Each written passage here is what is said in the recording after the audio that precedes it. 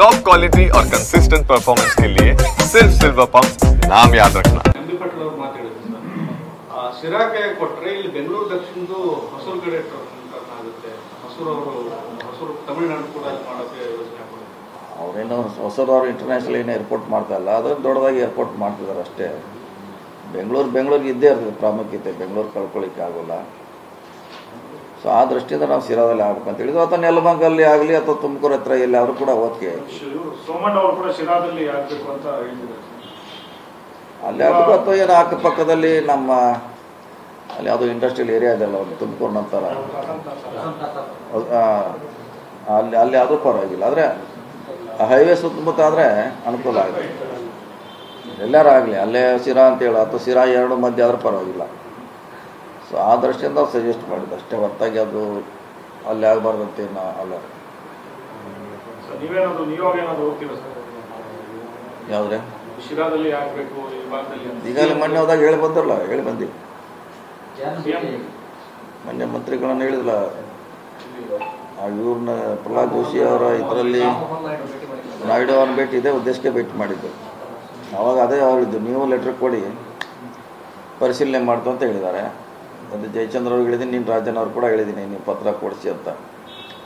ಅದೊಂದು ಆಗಲಿ, technically survey ಆಗಲಿ.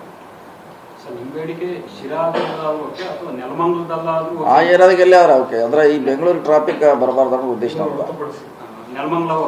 ನೆಲಮಂಗಲ ಆಗಲಿ, ಅದು ವಸಂತ ನರಸಾಪುರ ಇದೆಲ್ಲ ಅಲ್ಲೇ ಆಗಲಿ, ಶಿರಾ ಆಗಲಿ, ಆ ಏರಿಯಾದಾಗೆಲ್ಲೇ ಆಗಲಿ, ಅದು ನಮ್ದು ಅಲ್ಲೆಲ್ಲ ಅಂತಿಲ್ಲ. ತುಮಕೂರು ಆ ಕಡೆ ಆದರೆ ಟ್ರಾಫಿಕ್ಕು ಕಡಿಮೆ ಆಗುತ್ತೆ ಅಂತ ನಮ್ಮದು ಅಷ್ಟೇ ಉದ್ದೇಶ. ಈಗ ಭಾರಿ ಜಟಾಪಟಿ ಶುರುವಾಗ್ಬಿಟ್ಟಿದೆಯಲ್ಲ ಸರ್, ನೀವು ಈ ಕಡೆ ಡಿ ಕೆ ಶಿವಕುಮಾರ್ ಆ ಕಡೆ ಹಾಕ್ಸ್ಕೋಬೇಕು ಅಂತ ನಮ್ದು ಹೇಳಿದ್ವಿ ನಾವು. ಏರ್ಪೋರ್ಟ್ ವಿಚಾರದಲ್ಲಿ ಫೈಟ್ ಶುರು ಇಲ್ಲ ಲಾಭ ನಷ್ಟ ಹೇಳಿದೆವು. ಅಂತಿಮವಾಗಿ ಮಾಡೋರು ಅವರು, ಡೆಲ್ಲಿ ಅವರು, ನಾವಲ್ಲ. ನಮ್ಮದು ನಾವು ಹೇಳಿದ ಯಾಕೆ ಮಾಡಬೇಕು ಅಂತ ರೀಸನ್ ಹೇಳಿದ್ವಿ ನಾವು. ಮಾಡೋದು ಬಿಡೋದು ಅಂತಿಮವಾಗಿ ಅವ್ರಿಗೆ ಬಿಟ್ಟು ನಾವೇನು ಇಲ್ಲೇ ಮಾಡಲ್ಲ. ಅದನ್ನೇ ಫಿಸಿಬಿಲಿಟಿ ರಿಪೋರ್ಟು ಏನು ಬೇಕೋ ಎಂತೋ ಅವ್ರು ಮಾಡೋದು, ನಾವಲ್ಲ.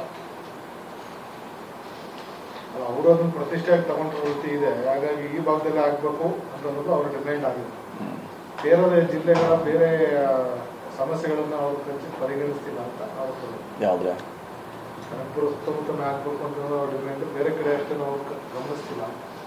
ಇಲ್ಲ, ಅದು ಅವ್ರ ಬಗ್ಗೆ ನಮ್ಮದು ಆರೋಪ ಅಥವಾ ಅಲ್ಲಿ ಆಗಬರುತ್ತಿಲ್ಲ. ನಮ್ಮ ಉದ್ದೇಶ ಇಷ್ಟೇ, ಬೆಂಗಳೂರನ್ನು ಮತ್ತೆ ಟ್ರಾಫಿಕ್ನಿಂದ ಮುಕ್ತ ಮಾಡಬೇಕು, ನಮ್ಮವ್ರಿಗೆ ಬರೋರಿಗೆಲ್ಲ ಆ ಕಡೆ ಸುಗಮವಾಗಿ ಆಗ್ಬೇಕು ಅನ್ನೋದು ಅಷ್ಟು ಪಾಯಿಂಟ್ ಅಷ್ಟೇ ನಮ್ಗೆ ಗುರ್ತು. ಇಲ್ಲಿ ಆಗಬೇಕು ಅಲ್ಲಿ ಆಗಬಹುದು, ಅವ್ರಿಗೆ ಇನ್ನಷ್ಟು ಲಾಭ ಪ್ರಶ್ನೆ ಇಲ್ಲ.